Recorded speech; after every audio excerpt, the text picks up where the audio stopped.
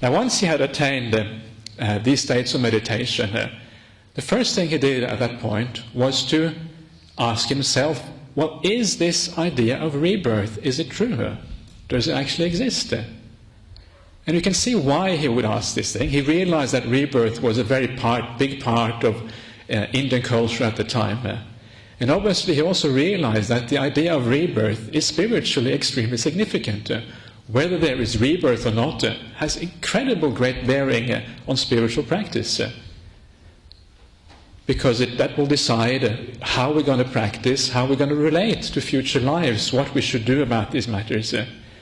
So because of that, the first thing that the Buddha did, understanding that this was an important spiritual question, was to direct his powerful mind, this deep samadhi mind, towards recalling his past lives. So this is what the Buddha did at this stage. He started recollecting his past lives and thinking backwards, step by step, recalling who he was in his most previous life, whether he was of a particular clan, a particular family, what his name was, what kind of happiness and suffering he experienced, what kind of food he was eating. All these details of his past lives he would recall at this stage. And he would go back and back and back in time, recalling life after life after life after life.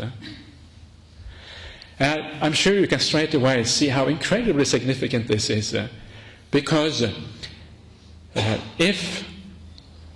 what this shows, of course, is that the Buddha did not just take on board a particular belief system at the time, which was present at the time in India. He discovered this for himself. And this is what we would expect. The Buddha always taught the path of inquiry, of asking questions, of finding out for ourselves what the truth is. So we would expect the Buddha also to not just take on board particular belief systems or cultural systems, but actually investigate these things for himself.